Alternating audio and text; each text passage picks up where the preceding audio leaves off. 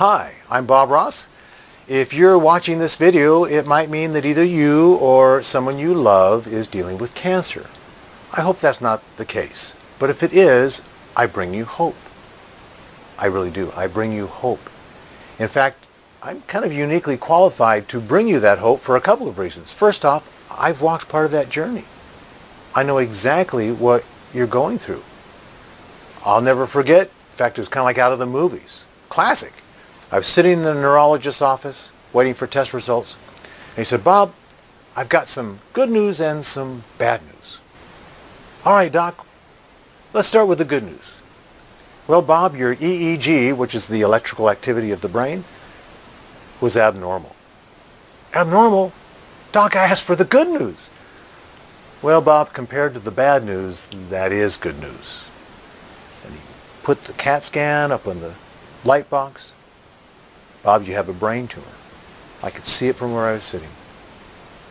And unfortunately, it's so deep inside the brain that if we try and get it surgically, we'll have to go through healthy brain tissue and it might make you a vegetable. So they put me in a neurological intensive care unit for 8 days and did just some awful things to me, some that seemed barbaric, all in an attempt, of course, to help me try and get to the source of what's going on. So I understand the fear. I understand the panic. I understand the denial. Oh man, I understand the denial. And I know the confusion about getting conflicting advice from even physicians that totally disagree with each other. And then you've got advice from family members that love you dearly and friends and what you see on the internet, some of which is actually true and some isn't. So how do you sort through all that? Well, that's where I come in. In fact, I firmly believe if you're watching this right now, it's not by coincidence that this is a divine appointment. And the other reason why I believe that I'm uniquely qualified to bring you hope is that my original training was in the traditional cancer therapy model of surgery, radiation, and chemotherapy. In fact, I was one of only 3 people accepted into a prestigious doctoral program at Harvard. I actually turned them down. I know that's what my mother said. What? Well, the reason I turned them down was their emphasis was on research, which is great. But I love helping people. And I wanted to be working with treating people. So, and I'm so glad that I did. So my specialty was actually treatment plans for cancer patients using radiation, including radioactive implant surgeries. So I know some inside secrets. In fact, I was part of a research team that discovered if you use hyperthermia, in other words, increase the temperature of cancer cells, it made them weak. And it took less radiation and less chemotherapy to do the same job. Isn't that awesome? And yet hardly any institution that treats cancer patients in the country are using that breakthrough. And that discovery was made 30 years ago. Isn't that amazing?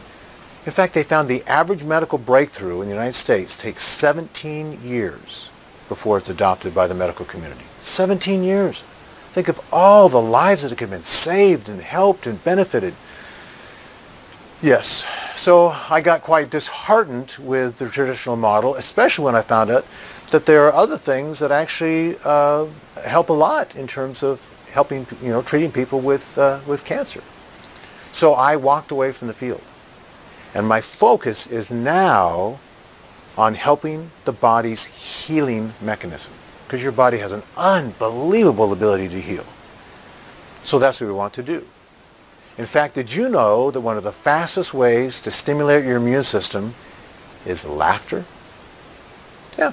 When you laugh, especially your good hearty belly laugh when you're all crying, in your blood is interferon, interleukin, and anti-neoplasms in a stronger concentration than the strongest chemotherapy drug on the planet. And there are no side effects. Well, except for a little hair loss. Isn't that amazing? And yet, you don't feel like laughing, do you? I certainly didn't feel like laughing. So you have to force yourself to laugh. So here's my attempt, and maybe lame, but here's my little attempt to make you laugh. So this is my impersonation of our former governor of California, Arnold Schwarzenegger, learning to trade the stock market. So he's looking at his computer screen, right? Yeah, the prices are going up, the prices are going down. Is the money going out of my account like when I was governor of California? And the people and the taxes and things like that and the other things like this and that and such things. I know. Hopefully you're laughing. At least laugh at me trying to do that. Well, if you did, you just flooded your body with all those wonderful chemicals and flooded your body with oxygen. And as exciting as that is, I have even bigger news. I'm so happy to announce that I have discovered what I believe is the hidden secret to healing, including the hidden secret to cancer. I come from a long line of inventors. I invented a technique that takes away headaches in about 30 seconds based on eye movement. I discovered something about the thyroid gland that changed the treatment protocol for scleroderma patients around the world, published in medical scientific journals. But this, without doubt, is my most unbelievable discovery because it applies to every illness and you have the ability to do it. Isn't that great? So what I've done is I've actually put together a resource page for you.